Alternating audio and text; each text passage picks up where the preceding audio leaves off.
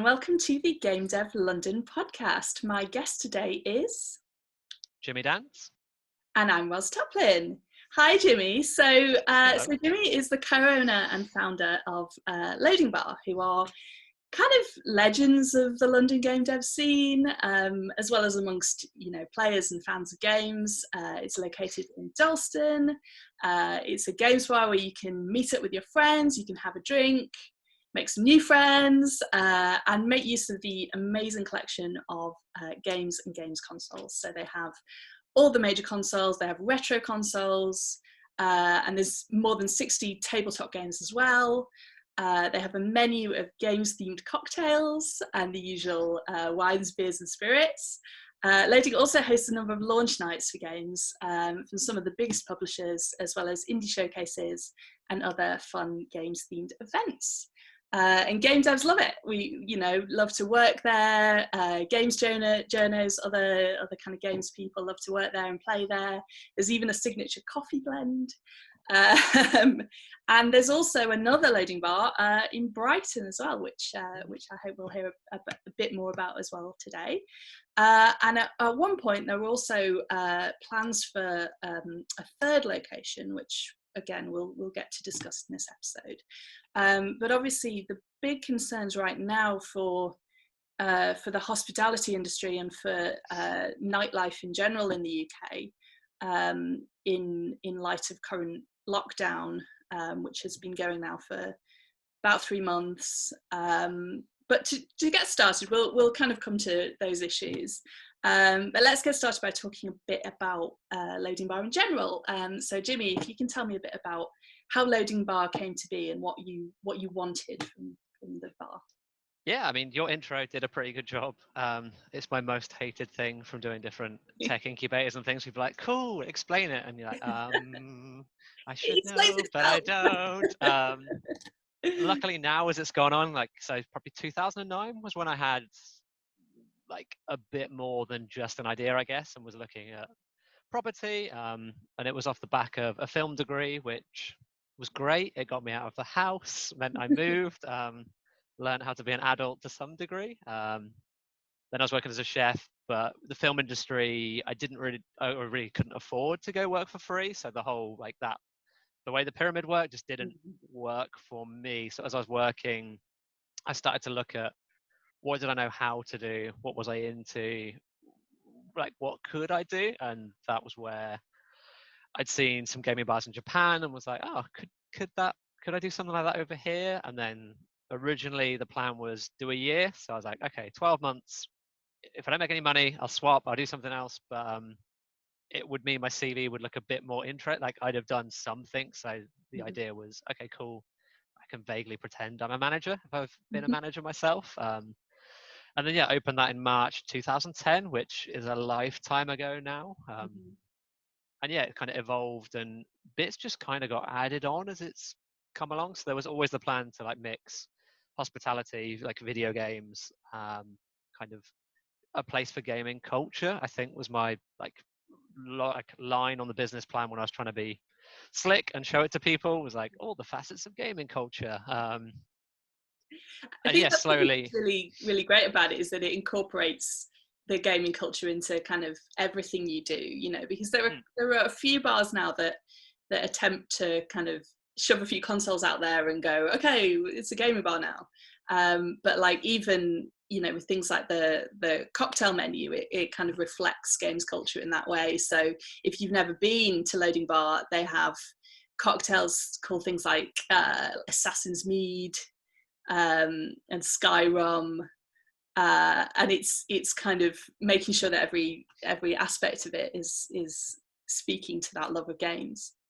I think that was where there was, I think, just kind of what I was into. So because I was into games, it was the things we tended to work with were the companies or the games I was into. So if it was Pestra and IGN, it was because I listened to IGN. So it was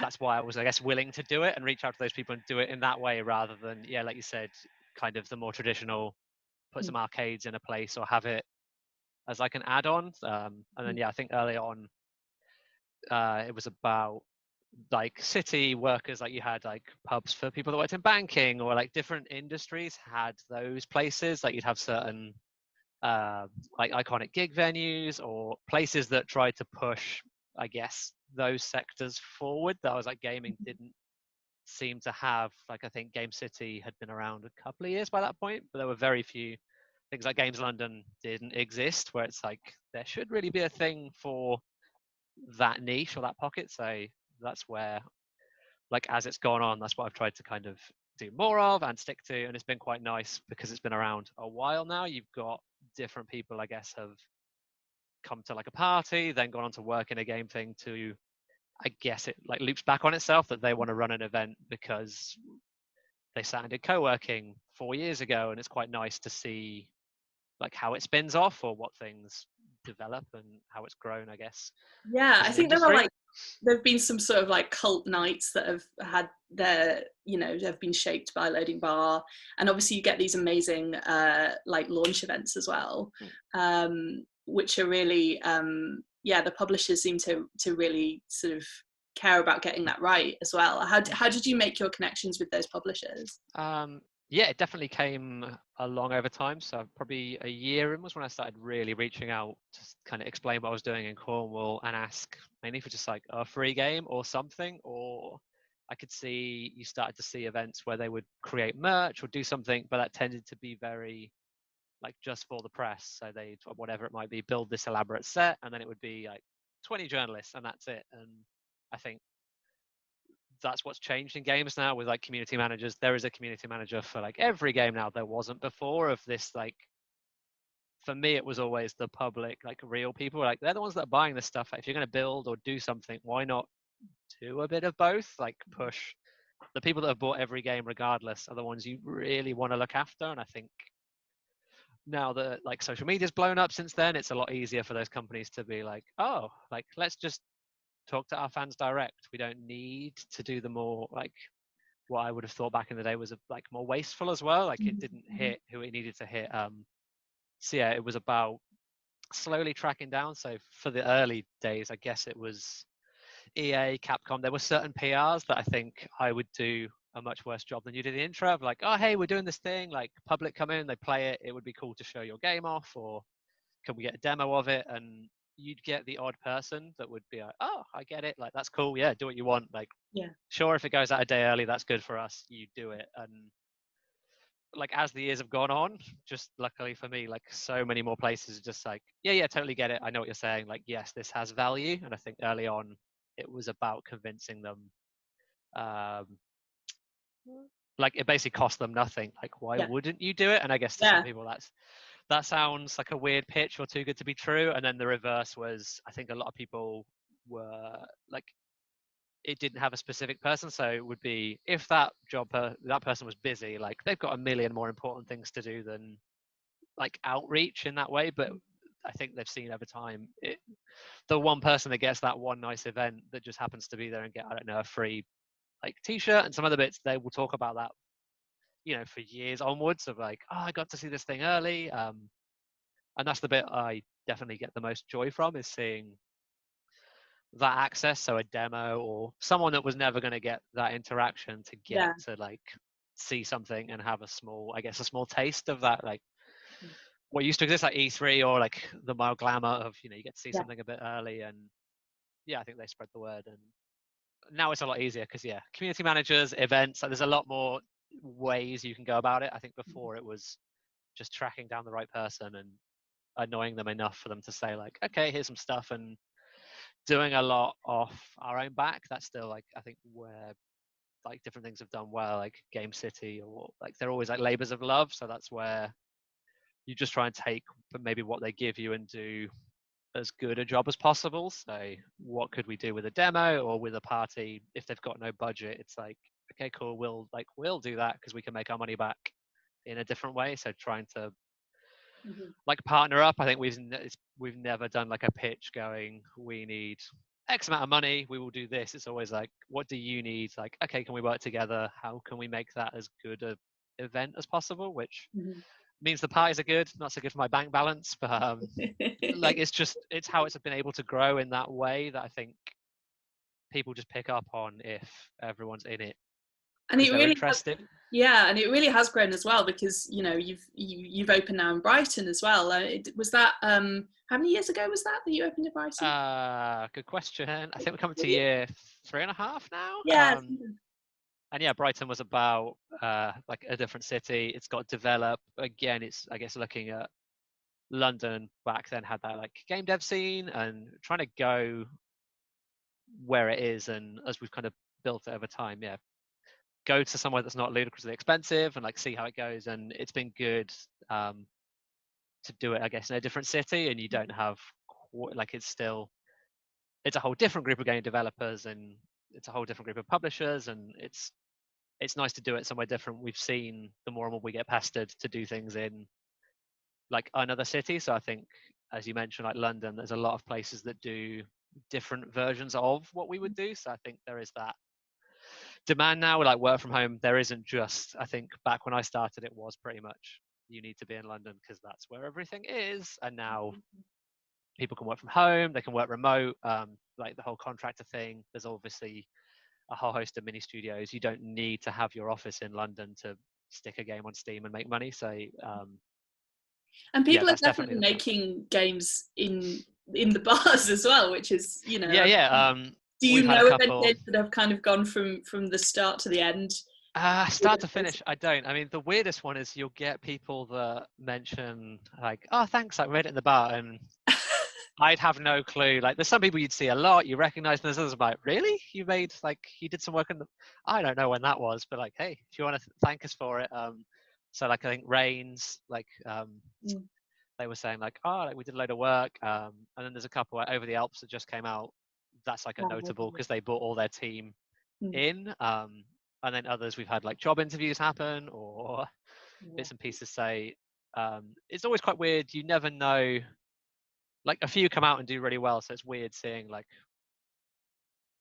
which ones, like I would have no clue which ones would like blow up in that way or which ones people like. I think there's definitely a correlation to the more humble the person, usually the more unlikely, like they're the ones that get massive, so it's like you wouldn't really have seen it, whereas the people that are like check out my tech demo tend to fall by the wayside. So yeah, there's no exact science of which ones blow up, but it's nice like to like have given them a space, or if they're like I met a composer or I met an artist, that's still like, yeah, I love that stuff. And if it's a game, it might not be their first game, but like we'd have Hello Games used to come in and play Street Fighter in Soho, so obviously that was when they were doing Joe Danger. Then it meant when No Man's Sky was blowing up before it came out, we could like pester them, and that's why we did the midnight launch and could do the drinks generator. So it's those like long-term. It could be like their third game that might become this massive thing. The joy of games, I guess, you never really know like which ones will be a hit, which ones won't. And to be able to like, oh yeah, we worked with them for this other thing. So I guess you definitely don't want to turn down any opportunities. And why, yeah, if people want to work, we're like, yep, go for it. Because if it gets big, give us a thank you, put a reference in there somewhere. That works for me. And how did you come to have a coffee blend?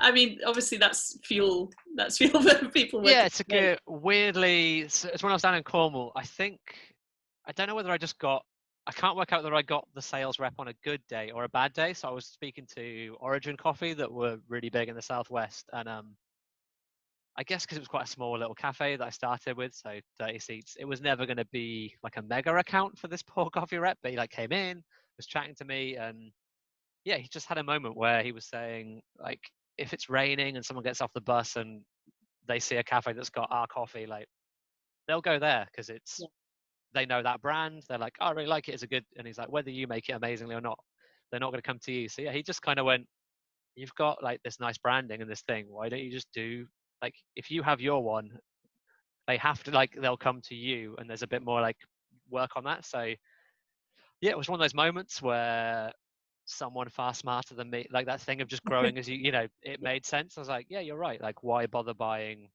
like a Lavat's or something where it's like they can get that anywhere, and even though yours might be better, you can make it well.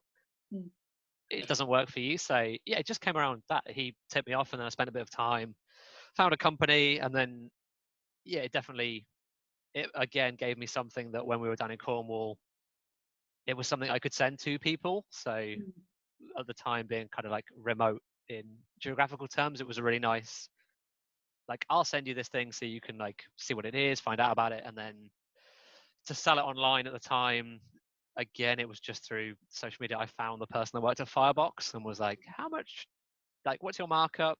Are you interested? And then they just asked what the story was. And because I guess I pitched it as like, it's a real place. And at the time, there weren't many coffees that existed that were like, you can come check that out. It does exist. We sell it, we drink it. Compared to the old era of like, I don't know, Nescafe, or like, there's never been a Nescafe coffee shop in that way. So I think, of course. And now I guess most places just do their own blends. So it was, yeah. Oh, it's a really good blend though. I mean, it's, like listen to people, and that's been like when we added board games. I think it's about like chat to people that do stuff. And with the co-working, when we moved to London, there was originally an idea for like this very formal, like, oh, you should do hot desking, you should do desk hire. And it was luckily, it was basically indie devs that told me, a few of them that were well established, were like, look, if I have enough money to have an office, I deliberately don't have an office because I don't want to work Monday to Friday in the same place. They were like, whatever you offer me, I come here because it's a good. And like that really pushed me away from like, oh, like there isn't necessarily what people think you would want. Like they all want a hot desk. It's like, nah, people just, that wasn't, we're like, okay, don't pivot to like professional co-working. That's why we enjoy just having the bar when it's not open in the daytime, like use it. It's kind of fluid, isn't it? You know, yeah, it works. And you can work, and then next thing you know, you're like maybe perusing the menu. yeah, and I think like Yuki works that way, that drop in. It's just one of those things that obviously we work famously just now has hit mega problems of like that odd, the people saying it needs to exist. It turns out if you talk to the right people, they're like, maybe it doesn't need to exist in that way. So I'm like, oh, okay, we don't need like office facilities. People have got their laptops, their MacBooks, like they just want to be able to move around. And that makes sense, I guess, to be able to just tomorrow go somewhere else and not feel like you're wasting money. And that's part of just I guess the benefits of being able to chat to what I would call like real people rather than like market research, where I'm sure lots of people would say, I'd love an office with, you know, private meeting rooms, and would they ever use it?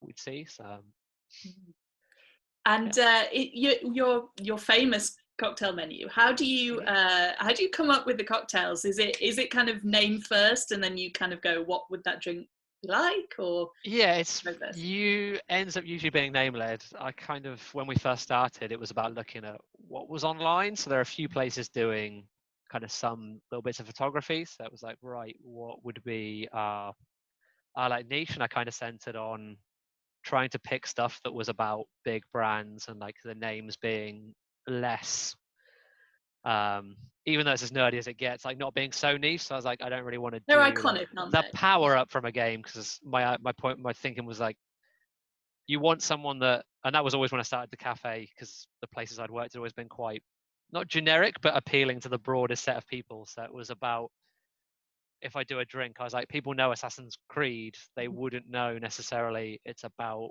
you know, the nuances of what that game was. So that's where the drinks was my kind of self-imposed rule of like, okay, can I do so that like anyone gets it?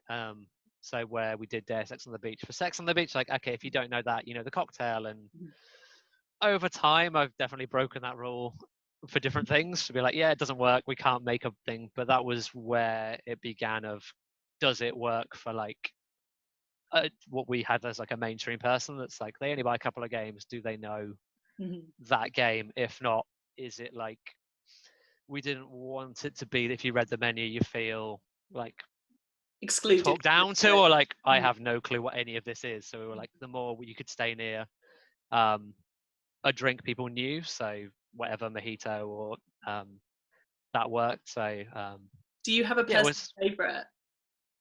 I've still got a soft spot for the GNT virus, just because it was like the first proper one where like them being official was accidental, that we did a few, and then that's where Capcom were the first to say, just pick a game, like do what you want, send it to us, you can make one. And then after that it was quite nice to just do to get asked over the years to do launch parties or different drinks. That one started it, and then we've eased off recently just because I kind of went through everything I could come up with for like set fire. We did like we've got a new website coming, so as part of that, we're going to put a whole load of the recipes up. There's like an archive for people because they've been everywhere, but they've kind of been scattered across the internet. So I thought we'll bring those together. We're going to shoot like there's a few games we've never done that we probably should do. So like Dark Souls needs to go in there. So we're going to shoot a few like reshoot new ones, but in the old method and put those up. So, yeah, with lockdown, I guess there's been a bit of a chance to like come out of retirement and look at those things that what could we offer that weren't like you can just make that at home if you're not based in London or Brighton. Why exclude like people that are obviously if you're in a different country, you're probably never going to necessarily come to London. So it was like, what can we offer? So yeah, put those out, put them up online and see how they do. That's an interesting point though. Do you think like tourists coming to London like maybe pick up on the fact that Loading Bar is there and we definitely get a couple like outside Xbox and like RKG would be two. Like we get very specific customers that are like, I came here because I saw they stream from here, or those guys talk about it on a podcast. I came, and that's I think for originally with some game stuff, like definitely with like your YouTubers or like content creators, I guess a lot of people, there isn't a way apart from your trade shows, like you can't interact with that stuff. So we do incredibly well out of that. Like I want to come here because I've seen them sit here and whatever, like they film it, and that's certainly been like it wasn't a master plan at the start of like, oh, this makes us like this works, but it's been that thing of like we've never done an influencer campaign of like, oh, can we pay you to sit and post an Instagram thing? Like the streaming and bits usually came by we had a space or the kit and those like happy accidents. So they shout it out because they come in and you get those people come over because I guess they've also watched it and it's like, oh, I've seen them for years talk about it. So there's an element of that, and that's something like yeah we've tried to build on as that. Like, and the benefit of say Dalston having been there so long, it's always come up when we've looked to move of like the longer you're in somewhere, the better it is, like that provenance of like, oh, that was where that happened. So I guess you do want to try and become like a little bit of a landmark of people want to go check it out just to see what it was, or like, oh, I watched this video, or I've seen those drinks. Yeah, the new website. That's the idea, to kind of expand that and offer something to those people that would know it, but we're not going to sell a drink to in that way. So hopefully that works. We'll see with like trying to make it more of an online thing as well. Yeah. So yeah, let's now we've had a drink. Let's talk about obviously the kind of big issue of the moment. So obviously since March, everyone's been on lockdown, and bars and cafes have been closed. Some bars have been able to do sort of delivery service, but basically a whole industry is kind of in crisis at the moment. So we first kind of going back to February. I don't know if you can really remember February at this point. I'm struggling, but that's when we first started to kind of realize, you know, that something big was coming. And do you remember like the events of the time? Do you remember sort of checking the papers every day? Was it something? Could you imagine being here now? So as it was obviously picking up, we had a few events that obviously seeing different companies' approaches to some things were just blanket, like, well, we're not doing anything, like very, I guess, like ahead of the game. Like they were just like, oh no, because what? And I think a lot of that early on was very like marketing led of like, oh well, if someone gets ill, imagine that. And we were like, I don't think that's going to be the problem. It's going to be like what would happen. And then like I know for a few different places, like probably the week before lockdown, most bars, like, was one of our busiest weeks, which just, I guess some people were obviously going out to last hurrah. We shut about a week before, because I think it was the 23rd from memory. Like there was, before they shut everything, we knew like we wanted to shut at the point, because by that stage you were into what I would have thought was like more like a lot of places tried to go, we'll keep it really clean, like we're here for you, and we obviously, you could see by that point you were, that would have been a bit like we'd have been open to make some money or try, but it wasn't going to make sense. We were like, we need to shut, because the quicker we shut, ideally, the point was like, cool, the quicker it gets sorted. So for us, annoyingly, we kind of spent the tail end of last year, start of this year, like tidying all our accounts up, getting like, let's build up a pool of money, let's get everything sorted. Like 2020 new year, which was good because it meant we had some money pooled, and obviously the lockdown hit. It was quite nice. Like the grants they announced were more than we would have expected. Like, right. Okay. Yeah. there was definitely a scope for nothing. So I know I posted it and got in trouble with a few friends for like, that reads very like Tory, like thank the government. I was like, it wasn't really that. It's just like what they put together, I think, because it was 25,000 if your business rates were over a certain amount, 10,000. Like for some places, I mean, you could have expected nothing. The furlough scheme obviously was great for staff. I think 80% is like, it's livable, I think, to be locked down. So from our perspective, there was that gap in between of maybe a week before they did the grants, and then obviously how long those grants before they kicked in. But that was, I have to say, my business partner's way more finance than me, so she was like news every day, a lot more on it. I was hopelessly optimistic of like, they'll announce. I was more like, they'll announce something, and it was because, I mean, even now with the reopening, you've got every day is like, yeah, we haven't quite clarified that. We'll do. I think there's a balance between like what you could plan for. So I think when everything's shut, we kind of forecast, I think at the time, a minimum 3 months. I was like, look, it's not going to be quicker than that.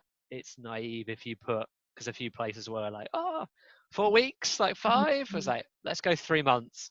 Yeah. It should be, and obviously now in hindsight, probably still another month. I mean, for us, we've now done another forecast, which was, you're just kind of making things up of, again, I think we're looking at, we would kind of need it to go back to normal by like September time. I think you just can't really expect too much in between, because I think whether people will go out, for like our audience, I would say just gauging social media, like probably like 70-30. Most people would say it's too quick. So for us, we were reopening like booking only and not really, it's why we didn't do takeaway or anything in the middle, because it was just like, let's just shut, wait, like see what develops, do it afterwards.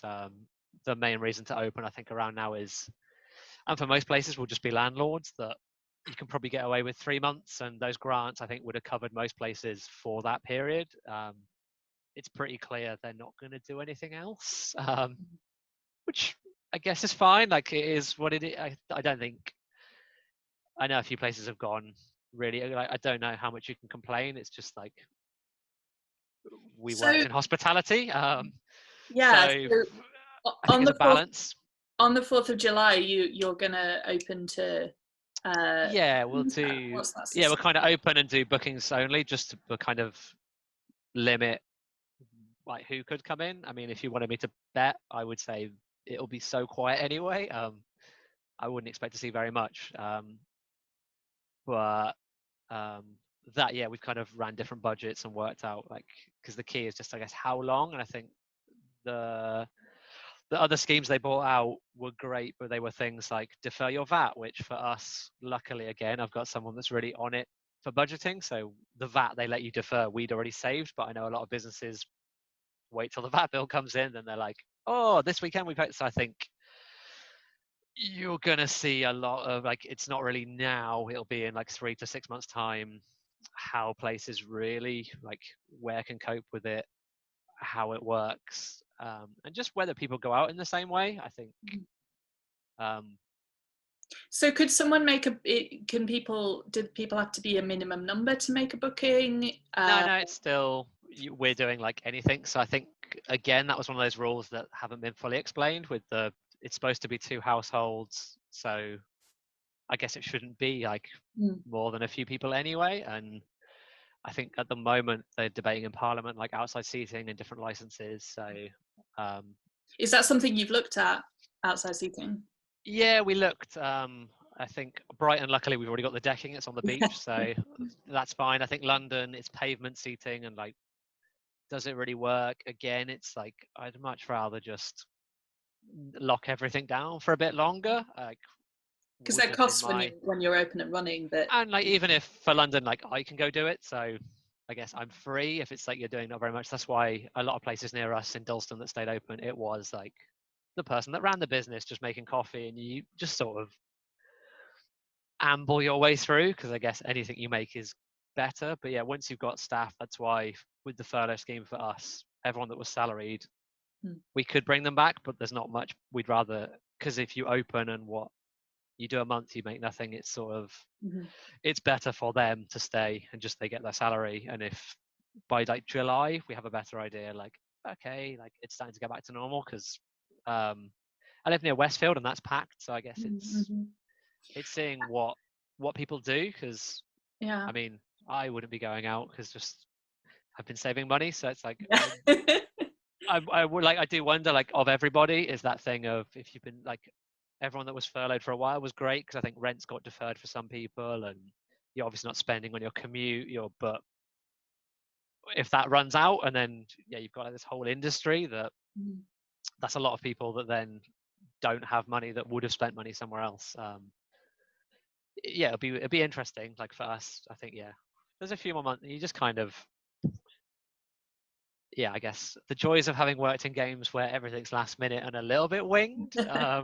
You seem quite resilient. I think there's not much. That's where it would probably stop people. Like it would stop me going insane, that you could wait and then tomorrow. To say with those grants, I got very lucky that I was like, they'll do something because they're bound to. That then it kicked in. It's like, oh, but the week before is like, there's not much you can do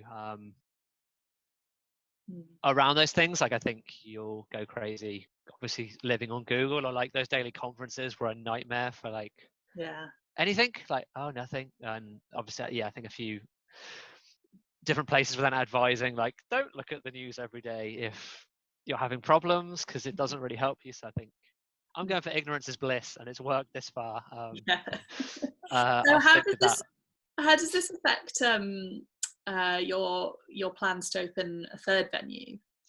It was definitely, it completely changed. I guess like for us, we looked at what we would open. So like Brighton having outdoor seating, being a little bit smaller, our landlord in Brighton is the council. So the benefit is you've got a government subsidiary that has loads of money. So say when the lockdown happened, they're going to be way more amiable to rent deferrals than a private landlord. So we did start to look at changing, like, okay, like what is a good space for us to open? It's probably not that big, like it should have some sort of outside.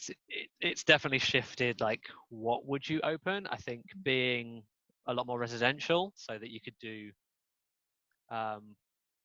like more like day-to-day coffee. Like I think it would need to be less of a hub, which is what we've always been, I guess, originally, and more of a, like, I guess, like a branded space, so that people would know it and be like, cool, we'll get our coffee from there. I think that's kind of what we're looking at.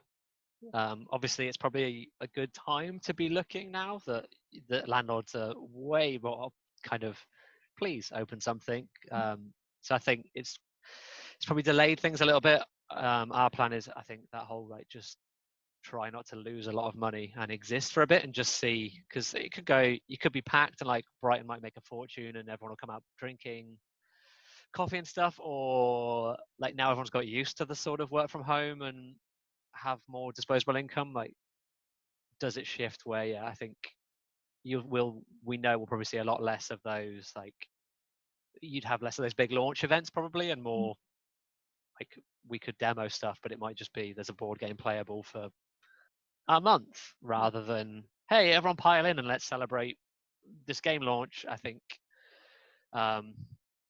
it'll be interesting. So it's probably delayed master plans, and I mean, for the lockdown, we just tried to get rid of all the like subscriptions, little bits we had that you forget, I think, the things that like take along. So it's been, from that perspective, it's been useful. And then like kind of having a break was good. And yeah, it's meant we've looked at this. The website thing I talked about, that weirdly came around from a COVID grant. So Coast Capital announced it was basically a free pot of money, was how could you develop your business to adapt. So there's things like that that we never would have spent this money on a website, like had this not happened. So it's one of those things that if you're like looking for things and I guess making the most of it, that's where like it's been a good thing that you could kind of reassess, look at things. And it's meant we've built this website, and even though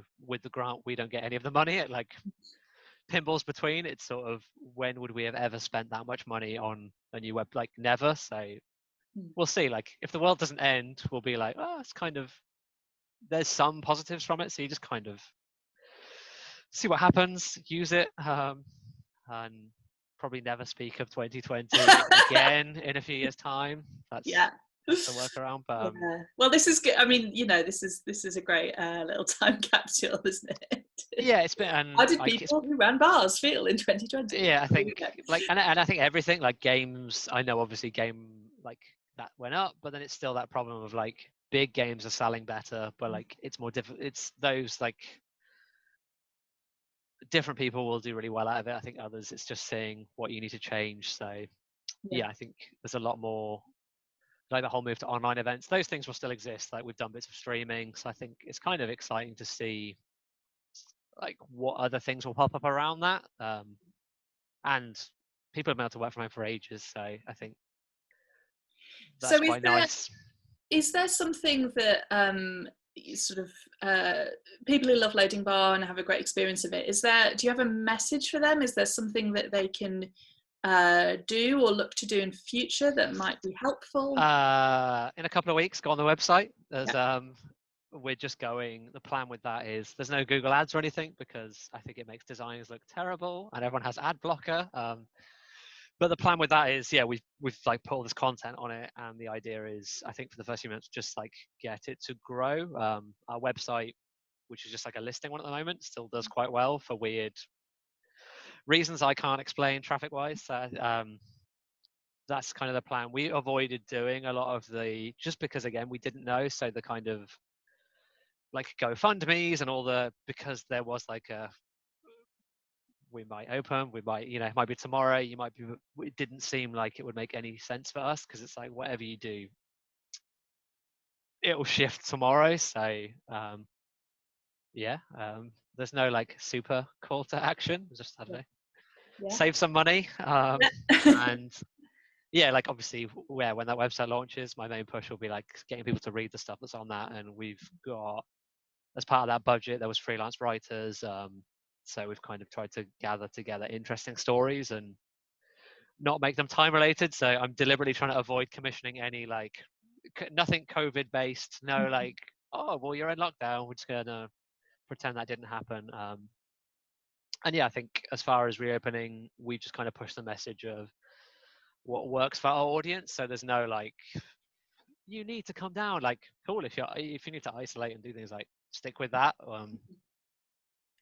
That's definitely the best thing to do. So that's great. That's a really responsible message, and I think ask me again in 2 weeks when it's on fire. Like, please come and spend money. But I think it's like what works for people, and that seems to be, I think that's where a lot of stuff, as far as just with the lockdown taking so long, like once it happened, it made a massive difference. Pretty much everyone found a way to work. I think the weeks before were just a bit, and still with the reopening, like it's very, where it's up in the air is like just wait and do what works, I think, rather than like, well, that's great. I mean, Loading Bar is how am I going to say this without saying Loading Bar is a state of mind, not a place? I'm not going to say that's cringe, but it is a community, right?